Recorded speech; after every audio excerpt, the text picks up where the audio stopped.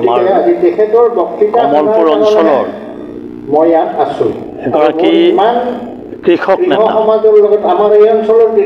তথা এই সমগ্ৰ অঞ্চলটোৰ বাওঁপন্থী আন্দোলনৰ নেতৃত্বকাৰী প্ৰয়াত কমৰেড বাণী মহন্তৰ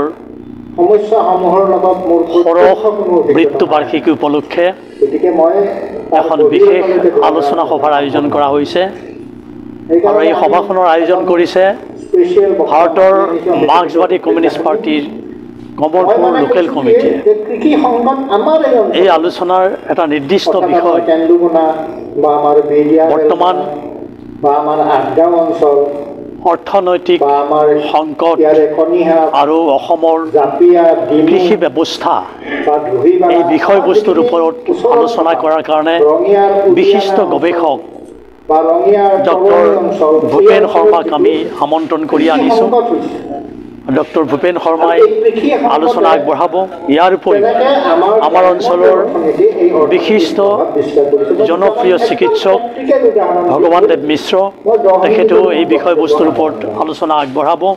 যিহেতু বাণী মহন্ত এগৰাকী কৃষক নেতা আছিল, সমগ্ৰ অঞ্চলটোতে কৃষকসকলক সংগঠিত কৰি এটা কৃষি আন্দোলন গঢ়ি তোলাৰ কাৰণে তেখেতে অহোপুৰুষাৰ্থ কৰিছিল।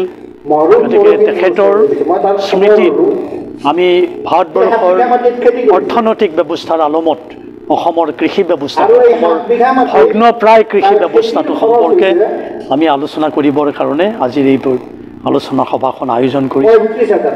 আমি এই আলোচনা সভাখনৰ প্ৰচাৰৰ ক্ষেত্ৰত আমাৰ সংবাদ মাধ্যমে ভূমিকা লৈছে, তাৰ বাবেও আমি তেখেতসকলৰ প্ৰতি ধন্যবাদ আমি জ্ঞাপন কৰিছোঁ।